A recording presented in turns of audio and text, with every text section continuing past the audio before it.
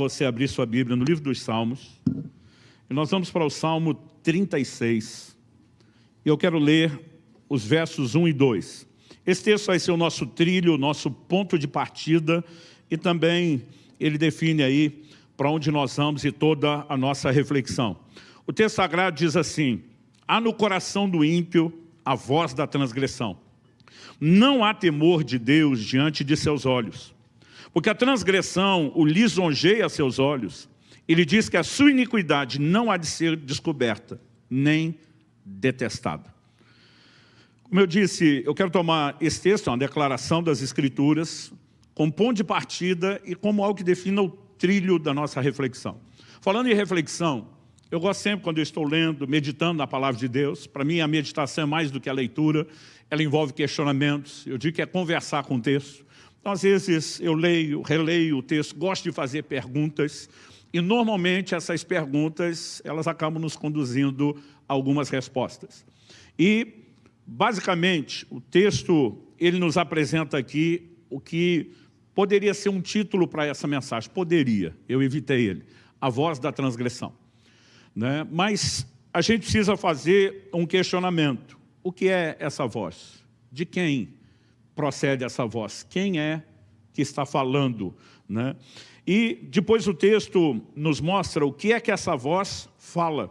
É um outro questionamento que eu já fiz. Né? Ele diz que a sua iniquidade não há de ser descoberta nem detestada. Ela sugere que no final vai ficar tudo bem, que não tem problema desobedecer a Deus. E por conta disso, nós temos uma frase, né, que a gente não diz que é nem da língua portuguesa, é uma coisa brasileira mesmo. A gente tem uma expressão que eu quero usar como título da mensagem de hoje: danada não. É uma declaração estilo goiano, mineiro do Triângulo, né, do Triângulo Mineiro, que normalmente afirmam antes de negar: danada não. Porque, basicamente, há uma descrição nas Escrituras aqui, não só de quem é essa voz, o que é que ela fala, mas a gente também quer ir para o elemento prático que diz respeito a como silenciar essa voz. Então eu quero abordar aqui 3 tópicos que são perguntas. O primeiro, de quem é a voz da transgressão. O segundo, o que a voz da transgressão fala. E a terceira pergunta ou tópico, como silenciar essa voz. Quando a gente olha para as Escrituras como um todo, aquilo que a gente pode chamar de macrovisão bíblica, alguns pontos, alguns temas na Bíblia que eles são essenciais, são muito importantes. Um deles diz respeito à obediência. Quando Deus estabelece o primeiro casal lá no jardim, Ele também apresenta a eles não apenas os benefícios de uma relação com Deus, mas Ele apresenta mandamentos, ordenanças. Um muito específico: eles não deveriam comer da árvore do conhecimento do bem e do mal. E Deus esperava que houvesse o quê? Obediência. A desobediência ao mandamento de Deus traz um dano não apenas para o primeiro casal, mas até hoje toda a humanidade paga essa conta. Romanos 5,2 diz: por meio de um só homem entrou o pecado no mundo, através do pecado a morte passou a todos os homens. E todo o grande projeto de Deus de redenção, de restaurar aquilo que perdemos por causa da obediência, ele nos leva justamente para o lugar da obediência. O Novo Testamento nos ensina que na graça nós podemos não apenas obedecer, mas viver a transformação que durante a lei não era possível. A Bíblia diz que a lei nunca aperfeiçoou ninguém. No Novo Testamento nós temos uma clara condução a um estilo de vida marcado pela obediência. Aliás, a Bíblia nos mostra que a salvação depende não apenas de fé, mas do reconhecimento do senhorio de Cristo. Em Romanos 10, o apóstolo Paulo disse: no seu coração você crê que Deus ressuscitou a Jesus dentre os mortos, e com a sua boca confessar a Jesus como Senhor, será salvo. A Bíblia nunca diz confessá-lo como Salvador, embora ele seja Salvador. Porque a Bíblia diz: se eu confesso como Senhor, eu sou salvo. Se eu tenho o efeito da salvação, é porque ele salva. Mas Salvador não é o objeto da confissão. O objeto da confissão é Senhor. E essa palavra Senhor, do grego Kyrios, ela era aplicada ou quando um escravo reconhecia diretamente o seu amo, ou um governante soberano como um César no Império Romano. E quando o próprio Jesus está ensinando, ele diz lá em Lucas 6,46, por que é que vocês me chamam Senhor, Senhor, Kyrios, Kyrios, mas não fazem o que eu mando? Ou seja, não há salvação sem o reconhecimento do senhorio. E Jesus define a essência do senhorio como sendo obediência. Nós não podemos dizer que esse é um assunto secundário, periférico na doutrina cristã. Na verdade, ele é mais central do que parece. Nos últimos anos, Deus começou lentamente a me levar a uma compreensão dessas verdades que elas estão ganhando cada vez mais espaço nas minhas pregações e ensinos. Em 2018, eu escrevi e publiquei um livro intitulado O Impacto da Santidade, mostrando que a santidade é fundamental. Efésios 1,4 diz que Deus nos criou, nos elegeu nele antes da fundação do mundo para sermos santos e irrepreensíveis. Não é um assunto periférico. E a partir do momento que começamos a ensinar sobre santidade, ficou claro e evidente que a santidade consiste em não pecar. E a definição de pecado é desobediência. À medida que começamos a falar sobre esse lugar de santidade e obediência, Deus começou a chamar a minha atenção para o assunto da graça, que é a força capacitadora para vivermos obediência. Eu escrevi um tratado teológico ainda maior do que o primeiro sobre santidade, sobre graça, como uma continuação desse assunto.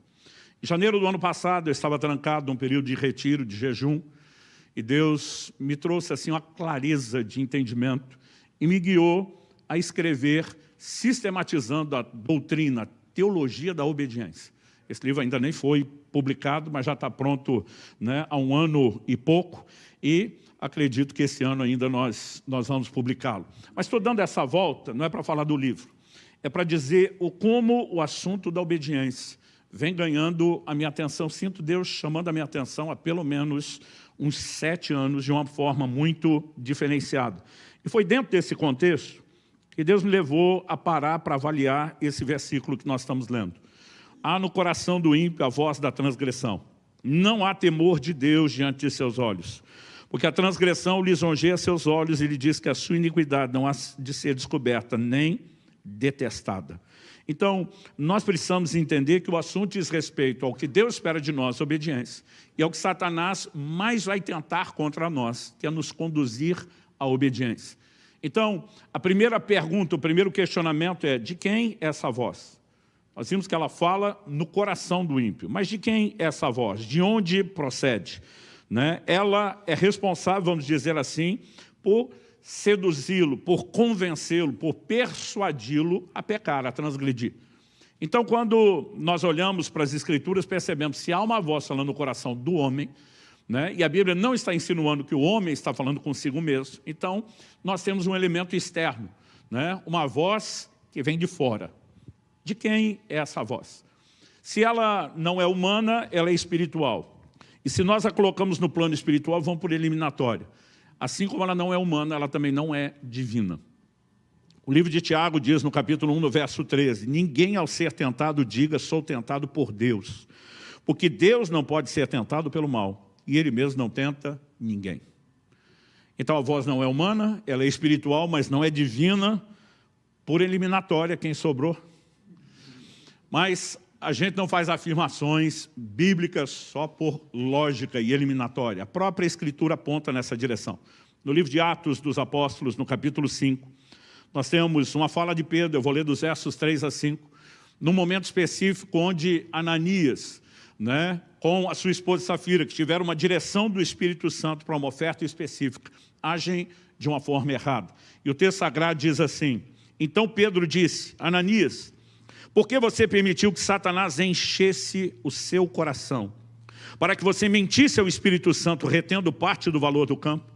Não é verdade que conservando a propriedade seria sua? E depois de vendida, o dinheiro não estaria em seu poder? Por que você decidiu fazer uma coisa dessas? Detalhe, a responsabilidade é colocada por Pedro sobre Ananias. Você decidiu. Algo que nós precisamos entender é que a voz de Satanás, ela tenta convencer, persuadir, enganar, mas ela não arrasta ninguém ao pecado.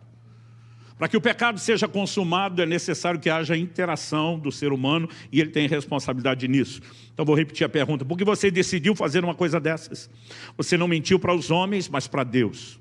Ouvindo essas palavras, Ananias caiu morto, e sobreveio grande temor a todos os que souberam do que tinha ocorrido. Eu vou deixar o elemento do juízo sobre Ananias e do temor que é a consequência do juízo para explorar ao final da mensagem. Mas nesse momento é importante reconhecer que a própria Escritura está sinalizando: Satanás encheu o coração de Ananias. Então, como eu disse, ele não arrasta. Um dia Uma pessoa estava confessando um pecado assim, na verdade não era um pecado, era uma série de pecados, era um pecador em série, vamos falar assim, né? E à medida que ele foi descrevendo aquele quadro que só se tornava pior, eu admirado deixei escapar, acho que pensei alto, falei, como é que você conseguiu chegar a esse ponto? E ele simplesmente olhou para mim e falou, a culpa é do Satanás. Eu falei, como é que é? Ele falou, não, ele que é o tentador. O tipo, eu não tenho responsabilidade nenhuma, a culpa é do cão, é do miserável do Satanás. Então, naquele momento, eu olhei para ele e falei, meu amigo, eu acho que você está um pouco equivocado com o seu entendimento bíblico e você nunca vai vencer dessa forma. Né? Ele falou, não, a Bíblia diz que Satanás é tentador. Eu acho interessante que na hora de pecar, o crente nem lembra o que a Bíblia diz, mas depois que peca, vira teólogo para justificar aquilo que fez. Então, já vi gente explicando, dissertando sobre Romanos, miserável homem que sou, quem me livrará do corpo dessa morte? O bem que eu quero, isso eu não faço, o mal que eu não quero, faço. Né? E o camarada tenta virar teólogo depois. Falei, a palavra de Deus diz lá em 1 Coríntios, e diz com muita clareza no capítulo 10, no verso 13, né? Ele fala a afirmação do verso 13 no contexto da declaração do versículo anterior, que é o 12. Ele diz, aquele que está em pé, cuide para que não caia. Em primeiro lugar, a responsabilidade de permanecer em pé e não cair, ela é dada a mim e a você. Na sequência, ele afirma, não sobreveio a vocês nenhuma, a palavra nenhuma aqui é importante, nenhuma tentação que não fosse humana. Mas Deus é fiel e não permitirá que vocês sejam tentados além do que podem suportar. Pelo contrário, juntamente com a tentação vos proverá livramento, de sorte que a possais suportar. Então, eu tenho dito de forma frequente que o engano de muito crente é acreditar que a tentação é sobrenatural. Quando a Bíblia, na verdade, está dizendo que ela é natural. Não vos sobreveio tentação que não fosse humana. A tentação humana não é sobre-humana. Ela é natural, não é sobrenatural. Aí o camarada insistia comigo e ficava lá dizendo, mas Satanás é tentador. Eu dizia, ele é tentador. Mas a tentação não é maligna ou diabólica na sua essência. Ela parte dele, mas a definição do que é a tentação é que é algo humano.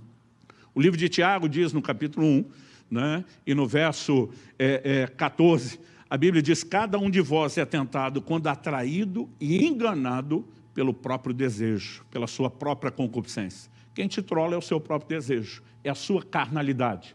Então, Satanás tenta explorar isso. E esse camarada não queria nem me ouvir, ele ficava dizendo, Satanás é tentador. Eu dizia, tá bom, então vamos lá. O tentador está do lado de fora. A tentação está do lado de dentro. O tentador do lado de fora é um ser sobrenatural. A tentação do lado de dentro é natural. O tentador do lado de fora, sobrenatural, não pode enfiar dentro de você um desejo que você não tem. O máximo que ele pode fazer é colocar um menu, o cardápio debaixo do seu nariz e provocar o seu desejo. Nós precisamos entender que a voz da transgressão, ela é definida como maligna, mas ela não arrasta ninguém ao pecado. Ela atrai, ela seduz, e como a gente costuma dizer no Brasil, o golpe está aí, cai quem quer. Nós precisamos ser, né, alertados, e a Escritura faz isso de forma recorrente, né, de que há uma tentativa de nos enganar. Outro dia eu vi um pastor pregando, ele dizia, o pecado não oferece nenhum tipo de alegria. Eu pensei, se não oferecesse, ninguém pecava. O problema é que é uma alegria que não dura. Em Hebreus 11, 25, a Bíblia fala dos prazeres transitórios do pecado, passageiros. Então, como a gente costuma dizer lá no sul do Brasil, muita manchete para pouca notícia. Se promete muito e se entrega pouco. Então, quando a gente olha para as Escrituras, há uma definição do pecado sendo apresentado como engano. Hebreus capítulo 3, verso 12, começa com a advertência. Tome cuidado, irmãos. Isso você pode ler de diversas formas. Vigia, presta atenção, abre o olho. Ou se preferir uma versão mais pentecostal raiz, vigia, varão. E diz, tomem cuidado, irmãos, para que nenhum de vocês seja endurecido pelo engano do pecado. Primeiro ele diz que não haja em vós um perverso coração de incredulidade que os afasta do Deus vivo. Pelo contrário, né? Ele diz, exortem-se uns aos outros todos os dias, durante o tempo que se chama hoje, a fim de que nenhum de vocês seja endurecido pelo engano do pecado. Então, a proposta sempre foi de engano. E daqui a pouco nós vamos analisar o que a Bíblia diz lá sobre o primeiro episódio de tentação, queda, pecado. Mas em 2 Coríntios, no capítulo 11, no verso 3, Paulo, usando justamente esse primeiro evento lá no Jardim do Éden, apresenta uma advertência para mim e para você hoje. E ele diz assim: eu temo que, assim como a serpente com a sua astúcia enganou Eva, a definição de pecado é engano, assim também a mente de vocês seja corrompida e se afaste da simplicidade e pureza devidas a Cristo. O livro do Apocalipse explica no capítulo 12 que Satanás é a antiga serpente. Então, independente de qualquer discussão, aliás, ontem à mesa, em família, tivemos uma dessa, né? Falando a respeito da serpente, era o animal, não era o animal estava endemoniado, é uma alegoria. Eu falei, o mais importante é que a Bíblia define e apresenta Satanás por trás disso. Mas a Bíblia não pega isso apenas como uma história, um evento ocorrido muito tempo atrás, lá no começo da história da humanidade, ela apresenta um paralelo. Paulo está preocupado com os irmãos da igreja de Corinto, e com o encargo pastoral, ele diz: eu temo que assim como a serpente com a sua astúcia enganou Eva, assim também a mente de vocês seja corrompida e se afaste da simplicidade e pureza devidas a Cristo. Gente, nenhum de nós pode se colocar num lugar acima de qualquer suspeita. A Bíblia fala de uma batalha a ser travada contra o pecado, Hebreus capítulo 12. Nós precisamos permanecer continuamente no estado de vigilância. Lembrando, eu vou ficar repetindo isso, o golpe está aí, cai quem quer. A gente precisa de atenção. E acredito que a primeira coisa é reconhecer que a voz da transgressão, ela é maligna. Embora ela vá tentar explorar o nosso desejo, nós precisamos entender que tudo o que está por trás disso é um cenário maligno, um planejamento diabólico para afetar, obviamente, negativamente, a minha e a sua vida e nos afastar da relação com Deus. Agora, se a gente consegue parar para pensar que essa voz é maligna, que todo convite ao pecado, toda sedução que tenta nos arrastar para transgredir a Deus é essencialmente algo maligno, eu acredito que, em primeiro lugar, a nossa capacidade de resistir pode mudar. Mas, em segundo, o pecado não seria chamado de engano se ele fosse tão facilmente detectável. É interessante como algumas imitações bem feitas, elas podem dar trabalho até para alguns experts. Seja um relógio falsificado, uma nota falsificada, né? O engano, ele acaba conseguindo ter espaço, porque muitas vezes ele vem com cara, ele vem parecido com aquilo que é verdadeiro e genuíno. Mas quando a gente fala do engano, a próxima pergunta e questionamento que eu quero fazer aqui é: o que a voz da transgressão fala? Nós sabemos quem está falando, Satanás. Ele não nos arrasta, ele tenta nos seduzir, mas o que é que ela fala? E aqui eu acredito que nós temos um ponto importantíssimo. Quando você olha para o texto inicial, Salmo 36, 1 e 2, a Bíblia diz assim: a transgressão lisonjeia seus olhos, e lhe diz que a sua iniquidade não há de ser descoberta, nem detestada. Em primeiro lugar, ninguém vai descobrir o que você fez. Se descobrir, não vai ser tão odioso ou tão complexo. Resumindo, tá nada não. No final das contas, não é tão complexo. Nós precisamos simplesmente parar para pensar, se desde o início o padrão é esse, a pergunta a ser feita é: será que isso mudou hoje? Eu posso lhe garantir que não.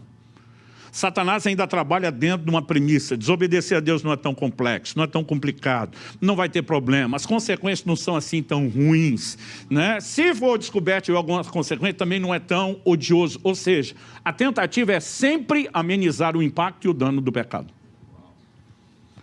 O que me faz analisar uma mensagem que o povo está rotulando de hipergraça nos nossos dias como bem alinhado com o padrão de Satanás e não de Deus. Porque tem muita gente ensinando, dizendo que está tudo bem pecar, porque se você está preocupado com isso é porque não entendeu a graça. Gente, a graça não é permissão para pecar, ela é o antídoto. Ela é o remédio para vencer, para te manter longe, para te capacitar para a obediência. Toda mensagem que sugere que o pecado não tem consequências, ela não é divina. Quando nós olhamos para a Escritura, e agora eu quero voltar lá em Gênesis 3, o primeiro relato de tentação e queda que a Escritura, né, registra, e não registra apenas para que a gente soubesse, né, disso numa perspectiva histórica, o que aconteceu, com quem, quando. Romanos 15:4 diz que tudo quanto foi escrito, para nosso ensino foi escrito. O apóstolo Paulo, falando sobre os eventos ligados à nação de Israel no Antigo Testamento, diz que essas coisas foram escritas para nossa advertência, para nosso exemplo, para nós, de quem são chegados os fins dos tempos. E Gênesis 3, de 1 a 5 diz: mas a serpente, mais astuta que todos os animais selvagens que o Senhor Deus tinha feito, disse à mulher: é verdade que Deus disse, não comam do fruto de nenhuma árvore do jardim? A mulher respondeu à serpente: do fruto das árvores do jardim podemos comer, mas do fruto da árvore que está no meio do jardim, Deus disse, vocês não devem comer dele, nem tocar nele, para que não venham a morrer.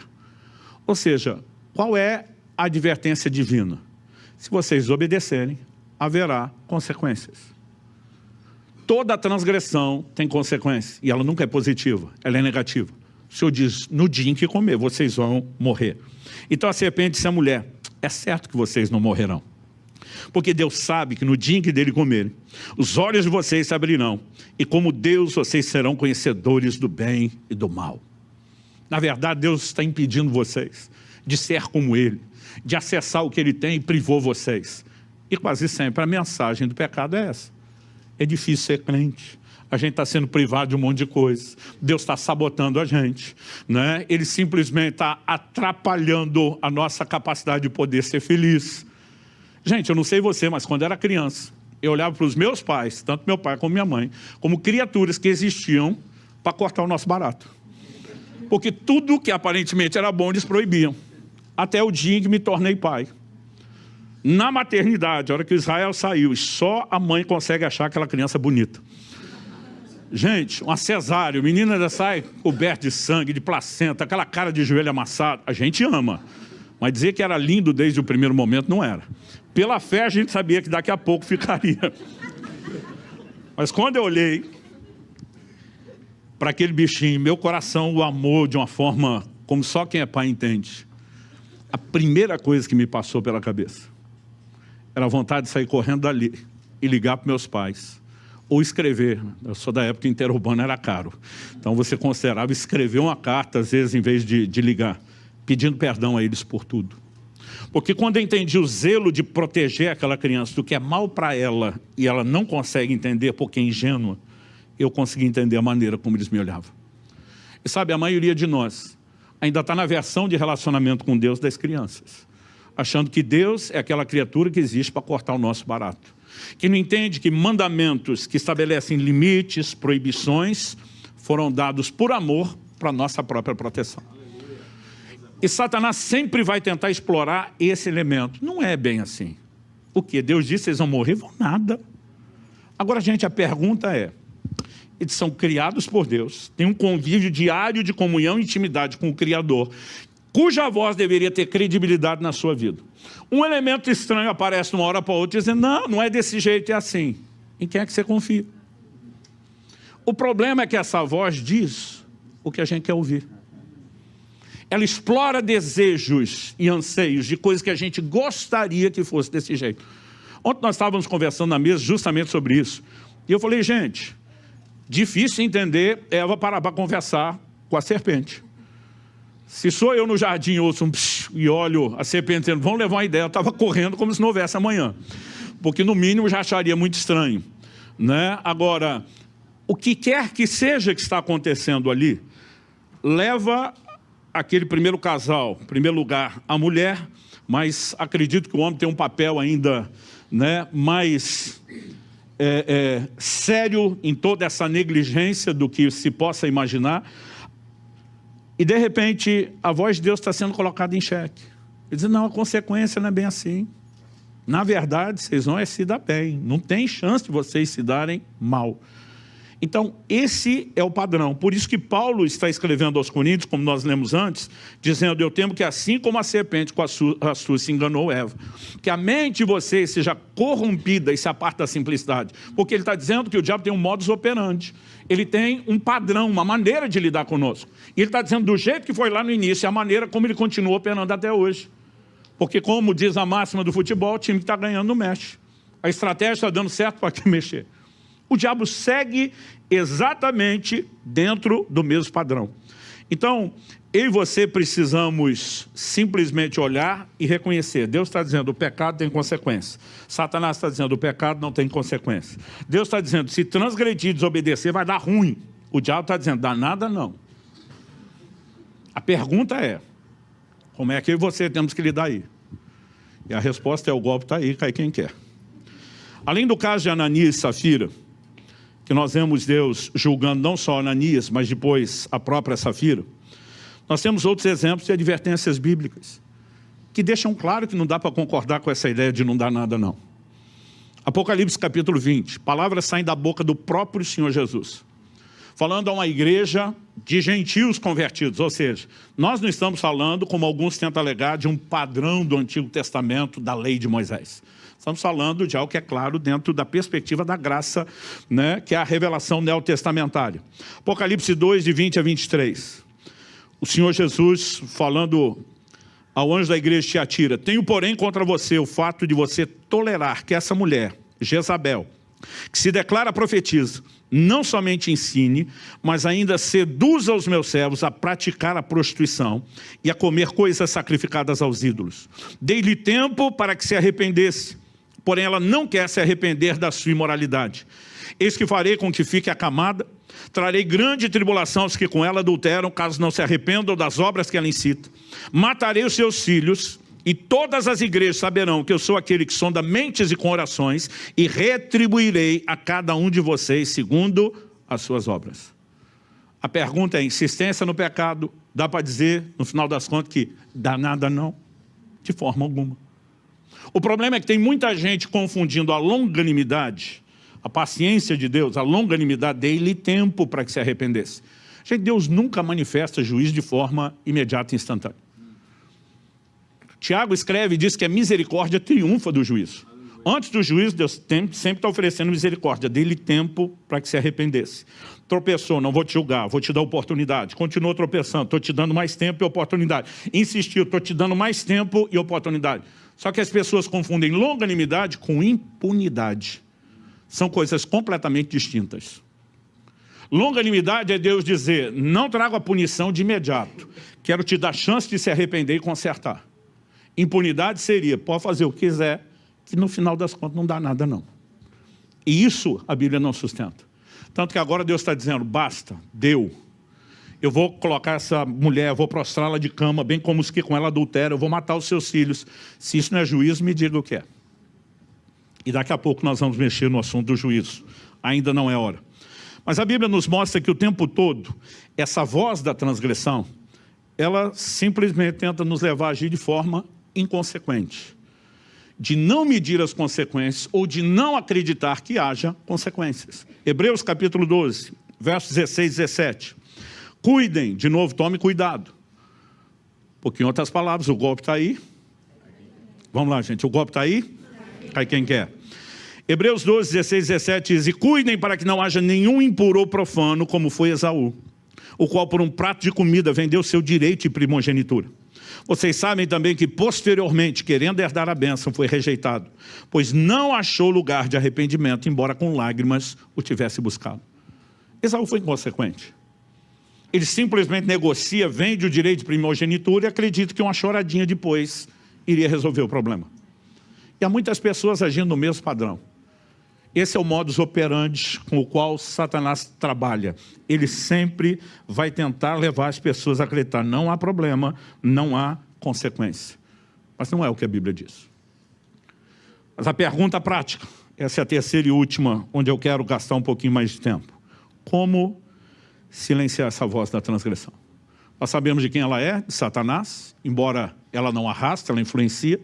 Nós sabemos o que ela fala, é sempre tentando amenizar as consequências, né? Agora, como silenciar essa voz? Nós vimos no texto inicial que o que conduz ao pecado é a falta de temor. O Salmo 36:1 diz, não há temor de Deus diante dos seus olhos. Num ambiente onde não há temor de Deus, a voz da transgressão tem espaço. Ela consegue fazer barulho. Ela acaba tendo voz. No ambiente onde não há temor. Isso tem que ser destacado. Porque, por outro lado, a Escritura é clara em mostrar que o temor de Deus ajuda a evitar o pecado. Em Êxodo 20:20, A Escritura diz, Moisés respondeu ao povo, não tenham medo. Deus veio para provar vocês e para que o seu temor esteja diante de vocês, a fim de que não pequem. O povo estava apavorado. Porque quando a glória, nuvem escura da Shekinah desce sobre o cume do Sinai, a Bíblia diz que houve relâmpagos, vozes, terremotos, fogo, som de buzina, e a voz de Deus se manifesta de forma audível. O povo fica apavorado. Moisés se levanta e diz, não tenham medo. Mas ele diz, Deus quis que o temor dele estivesse diante de vocês. Então, primeira coisa, há uma distinção entre medo e temor. Medo tem uma conotação negativa, algo ruim. Você não precisa ter medo de Deus, como deveria ter de algum tipo de animal selvagem que poderia te despedaçar. Eu não consigo explicar para vocês a distância que eu mantenho de qualquer lago aqui na Flórida. Alguém diz, não, é que o senhor não está acostumado. Eu falei, eu prefiro continuar não estando acostumado.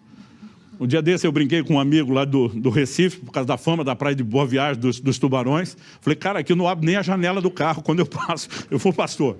Do lado de fora não tem perigo. Né? Mas eu e você precisamos entender que a gente não precisa ter medo de Deus, no sentido ruim, negativo.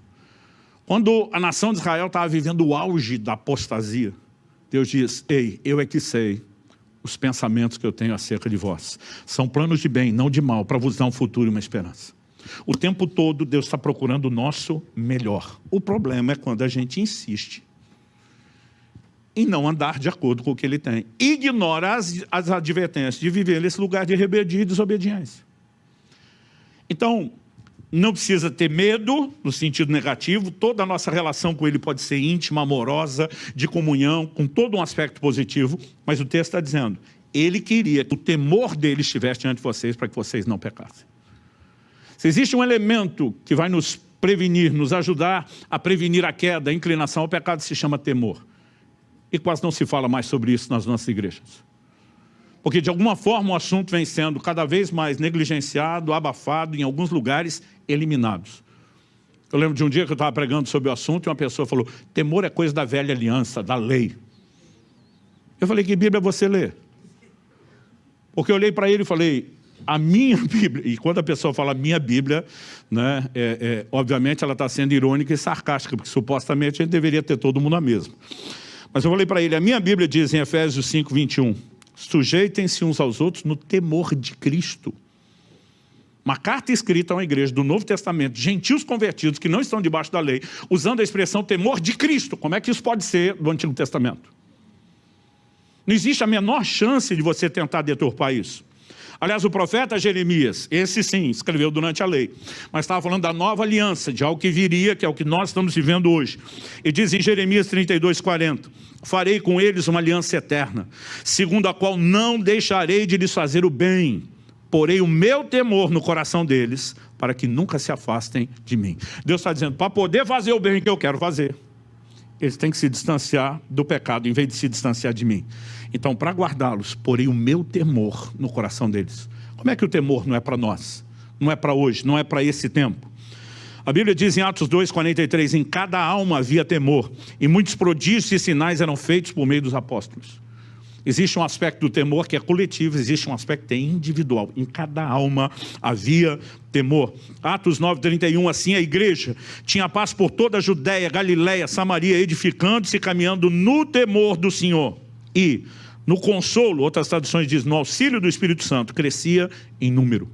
Caminhando no temor do Senhor. O próprio desenvolvimento da salvação, de acordo com Paulo em Filipenses 2, 12, é fundamentado no temor. Desenvolvam a vossa salvação com temor e tremor. Não há como negar a importância do temor, a santificação. Nós temos a santificação inicial no novo nascimento, mas temos o que chamamos na teologia de uma santificação progressiva. Ela depende do temor. Segundo a carta de Paulo aos Coríntios, capítulo 7, verso 1. Portanto, meus amados, tendo tais promessas, purifiquemo-nos de toda impureza, tanto da carne como do espírito, aperfeiçoando a nossa santidade no temor de Deus. A santidade não será aperfeiçoada sem o temor, porque onde há ausência de temor, a transgressão prevalece. E quando nós falamos do assunto temor, o que é que nós precisamos entender? Provérbios 8,13 diz: o temor do Senhor consiste em odiar o mal. O temor nos leva a um lugar de não apenas não aproximar, não apenas não negociar, mas odiar o mal. Provérbios 16,6 diz: pelo temor do Senhor se evita o mal. Evidente que o temor do Senhor é uma prevenção quando falamos do pecado. Mas o que eu e você precisamos entender é qual a relação entre temor e juízo. Porque normalmente Deus julga quem não teve temor. Mas até quando julga, Ele está tentando restaurar o temor que não está presente ou não no nível que deveria estar presente. Quando Ele julga Ananias, a Bíblia diz: sobreveio temor a todos os que ouviram essas coisas. Então, à medida que nós vamos olhando para as Escrituras, por exemplo, 1 Timóteo capítulo 5, verso 20. Quanto aos que vivem no pecado. Detalhe, não é alguém caiu, não é alguém tropeçou. A pessoa escolheu viver nesse lugar, está sendo repreendida, né? Jesus disse: se o teu irmão pecar contra ti, Mateus 8, vai você sozinho, repreende. Se ele te ouvir, ganhou o irmão. Gente, o propósito da repreensão não é acabar com ninguém, é recuperar, é restaurar. Ele diz: mas se não ouvir, volta com testemunhas. Se ele ouvir você as testemunhas, ganhou o seu irmão, porque o propósito continua a ser restauração. Se não ouvir, leva a igreja. E se não ouvir a igreja toda, desliga do meio de vocês, considera gentil e publicano. Porque a repreensão, ela é recorrente até chegar ao último nível. Não existe arrependimento, não existe uma desistência dessa atitude de transgressão, haverá consequências sérias. Agora, o que Paulo está dizendo: quanto aos que vivem no pecado, é aquele que já está sendo repreendido, não quer mudar, repreenda-os na presença de todos. Aqui é o terceiro nível do que Jesus ensinou. Para que também os demais temam. Você consegue imaginar uma reunião onde a coisa chegasse a esse ponto? E o pastor dissesse: fulano de tal, por favor, fique em pé. Você é um sem vergonha. Que vem sendo repreendido em todos os níveis, pessoal, com testemunha e agora publicamente. Se você não abandonar essa prática de pecado. Agora, quando a pessoa chegou nesse nível, desprezando todas as outras oportunidades, não quer dizer que ainda não possa, porque a Bíblia diz: se ouvir a igreja, a repreensão pública, ainda foi restaurado. Mas ele já está na iminência de chegar ao ponto onde não vai ouvir mais ninguém. Só que Paulo está dizendo: para que os demais temam, se não dá para salvar aquele, que o confronto dele salve os demais. Ou seja, quando você olha para a questão do temor e juízo, a falta de temor conduz ao juízo, mas a manifestação do juízo deveria restaurar, né, ou até mesmo aumentar a questão do temor. E quando eu olho para uma igreja que vive avivamento, nós precisamos entender: quando o nível de glória sobe, o nível de juízo sobe junto. Tem muita gente clamando por avivamento. Um dia desses, o pastor me disse: estou orando para a gente voltar a ser como a igreja de Atos. Falei: é melhor botar uma funerária do lado da igreja. Ele me olhou assustado. Falei: meu amigo, à medida que o nível de glória sobe, o nível de juízo sobe junto. Nenhum de nós pode ignorar, e essas verdades têm que voltar a ser pregadas.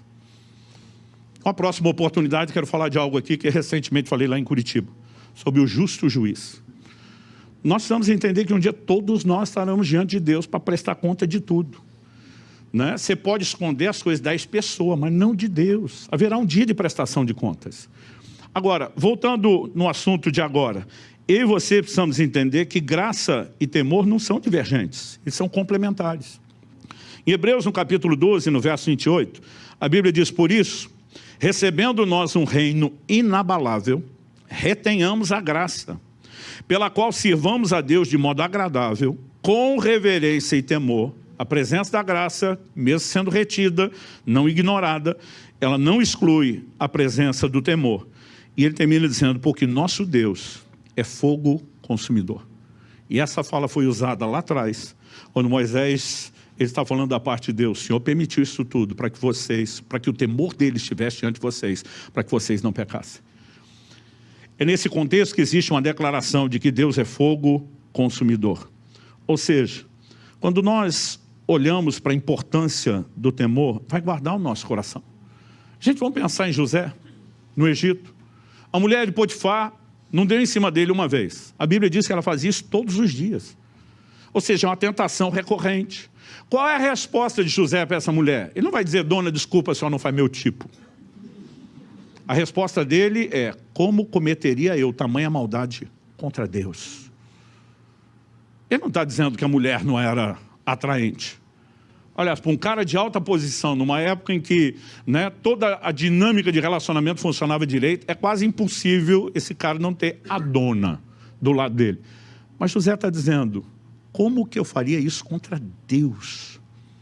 Eu amo a Deus, eu temo a Deus, eu respeito a Deus, eu não posso brincar com Deus. E muitas vezes eu converso com pessoas que sequer pensam nisso. Vamos tentando restaurar um casamento completamente destruído, porque uma das partes, né, adulterou, a outra foi lá para se vingar do que fez pior. Eu falei, por que você fez isso? Para me vingar dele. Eu falei, o que é que Deus tinha a ver com isso? A pessoa, como assim? Fiz contra ele, não fiz contra Deus. Como é que você não fez contra Deus? O seu pecado é uma agressão contra Deus. O Deus que te amou, cuidou de você a vida inteira. Então, para se vingar de alguém que te fez um mal, você cospe na cara de quem cuida de você? A pessoa olhou e falou, eu nem pensei nisso. Falei, tenho certeza que não. Porque se estivesse lembrando de Deus e temendo a Deus, não faria uma bobagem dessa. Então nós precisamos entender, gente, que o ensino bíblico deveria nos conduzir a um lugar de temor. Um dia estaremos diante dele. Um dia responderemos a ele a respeito de todas essas coisas. E quando a Bíblia diz sobreveio grande temor a todos os que ouviram o que aconteceu com Ananias e Safira, significa grande temor, existem níveis.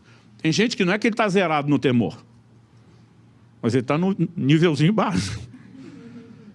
Porque o nível de compreensão e revelação dele nessa área é pequeno. Mas nós precisamos crescer no temor do Senhor. Isso vai fazer toda a diferença na minha e na sua vida. É preciso cuidado com a voz da transgressão. Eu vou repetir mais uma vez, o golpe está aí. Cai quem quer. O apóstolo Paulo diz isso em outras palavras. Segunda carta aos Coríntios, capítulo 2, verso 11. Para que Satanás não alcance vantagem sobre nós, pois não ignoramos quais são as intenções dele. O contexto que Paulo está falando aqui é perdão. E diz, eu não posso deixar de perdoar quem ofendeu, para que Satanás não alcance vantagem sobre nós. Nós precisamos lembrar que a briga é com ele, gente. O Antigo Testamento está cheio de guerras que o povo de Deus praticava contra os povos da terra de Canaã. Paulo escreve aos Efésios e diz no capítulo 6, no verso 12, a nossa luta não é contra a carne e sangue. Nós não estamos brigando com inimigos naturais como eles tinham. Nossa guerra é contra principados, potestades, contra as hostes espirituais da maldade. Quer você esteja consciente, quer não, nós estamos em guerra. E a guerra é contra o reino das trevas. E nós não podemos ignorar as intenções do nosso inimigo. Para seduzir, ele vem e diz, o que Deus falou não é tão sério assim, não vai ter consequência, ele está te privando. Mas o que ele realmente quer é simplesmente nos enredar e nos derrubar. E nós não podemos ignorar essa intenção. Segundo lugar, que ninguém se engane acerca das consequências do pecado. As pessoas tentam exaltar um atributo de Deus em detrimento de outro. Então o que eu mais vejo, esse povo falando do não dá nada não, é o dia que você entender que Deus é amor. Eu digo, a mesma Bíblia diz que Deus é justo. E ele não pode, em nome de um atributo, o amor, deixar de lado outro atributo que é a justiça. Gálatas capítulo 6, verso 7 é claro em dizer, tudo quanto o homem semear, isso também ceifará. Na sequência, no verso 8 de Gálatas 6, ele diz, quem semeia para a própria carne, da sua carne colherá corrupção, mas quem semeia para o Espírito, do Espírito colherá vida eterna. Tudo que se planta, se colhe. E nós não podemos simplesmente acreditar, né, que as coisas não terão consequências. Pela graça de Deus, existe, né, depois de arrependimento, recuperação, restauração, mas mesmo quando somos perdoados e restaurados, os pecados deixam consequências. Você lembra de Davi? O profeta Natã traz uma mensagem que eu costumo dizer, uma janela de graça que se abre na lei. Porque ele diz, o seu pecado foi perdoado, você não vai morrer. Pela lei de Moisés, tanto pelo adultério como pelo homicídio, ele tinha que morrer. Pelo decreto real que ele tinha acabado de proferir, sem saber que estava julgando a si mesmo, ele tinha que morrer. Ele está dizendo, Deus perdoou, não vai morrer. Aí o cara pensa, aleluia, deu nada não. Aí o profeta continua, mas o que você fez com a mulher do cara escondido, vão fazer com as suas à luz do dia. Mas a espada dos amonitas que você usou contra Urias jamais se apartará da sua casa. A vida de Davi vira um inferno depois desse pecado. E foi perdoado? Foi, mas colheu inúmeras consequências. O apóstolo Paulo, antes da conversão, perseguiu a igreja. Ninguém pregou e falou mais sobre fé, justificação e graça do que Paulo. A mesma Bíblia registra. Com 3 dias de convertido, ele trancado, jejuando e orando num quarto, disposto, né, a recomeçar a viver a nova vida, vem Ananias enviado pelo próprio Jesus. E Ananias vem trazer uma palavra, podemos chamar de profética, ainda que, né, ele naquele momento necessariamente não estivesse falando pelo Espírito, mas recebeu do próprio Jesus, está sendo um instrumento. Ele chega e diz, você vai ser minha testemunha diante de reis. Reis, no plural, significa o quê? Seu ministério não estará confinado à nação de Israel. Eu vou te dar um ministério internacional. Rapaz, você vai olhando a natureza daquelas profecias, são enormes. O Senhor faz questão de dizer, mas tem também um negocinho aqui, ó. Imagino o Ananias falando, eu lhe mostrarei o quanto importa padecer pelo meu nome. E nesse dia, eu brinco que Paulo ganhou o dom do para-raio. Porque, meu amigo, onde ele chegava, tudo em cima dele. Quando você olha as coisas que a Bíblia registra que Paulo enfrentou, fora as que não registra, você pensa, como esse cara conseguiu? Mas Jesus está olhando para ele dizendo, te perdoei. Você perseguiu o meu povo, não foi? Vai colher o que plantou. Gente, nós não podemos brincar com o pecado. Eu costumo dizer que é melhor não pecar do que pecar e ser restaurado depois. Porque tem crente que já está numa malandragem, depois eu peço perdão. E deixa eu te dizer, você pode se arrepender, você pode ser restaurado, mas essas consequências, elas inevitavelmente se manifestarão. E quando nós falamos de temor, a gente não quer brincar com Deus. O que a própria Escritura diz, de Deus não se zomba, Deus não se deixa escarnecer. Tudo que o homem semear, isso também ceifará.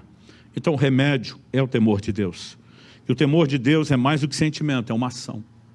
O Salmo 111:10 diz, o temor do Senhor é o princípio da sabedoria.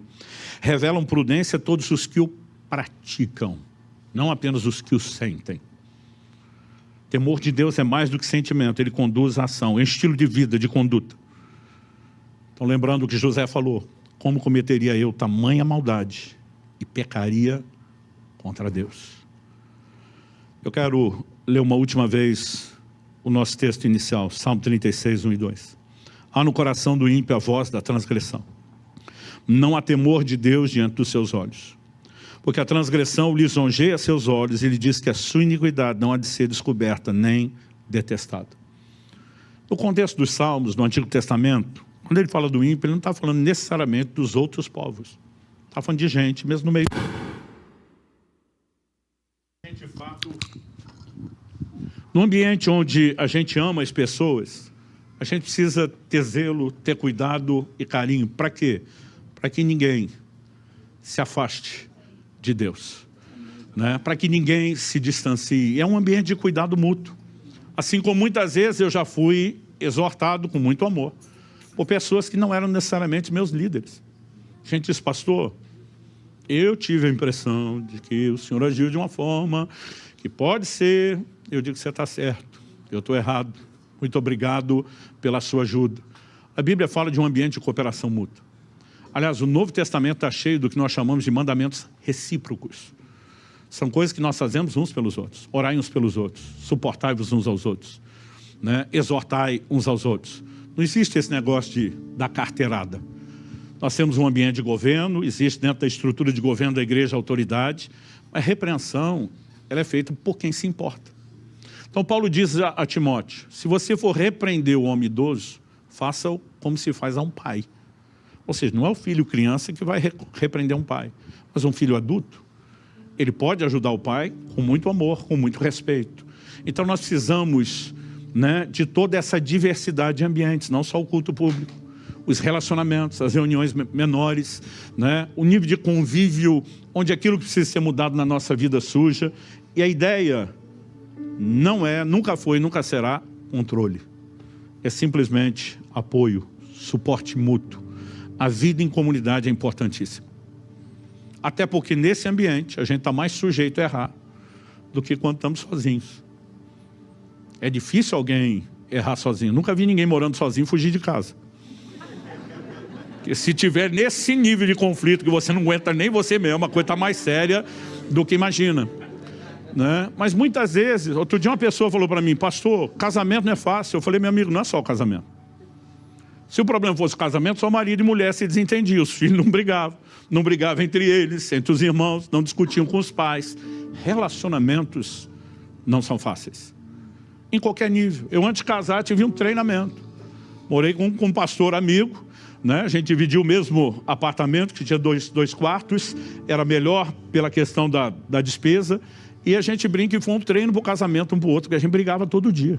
Não era briga séria, mas sim, discordava a respeito de tanta coisa. E a gente começou a entender que em qualquer lugar você precisa de ajuste. Então, Deus tem planos para essa vida em comunidade, seja a vida familiar, né? Seja a igreja enquanto família da fé. Paulo escreve aos Coríntios e diz: até importa que entre vós haja facções, para que os aprovados se manifestem. É na hora do conflito que a gente vê quem está maduro, quem não, gente. E o quanto nós precisamos crescer.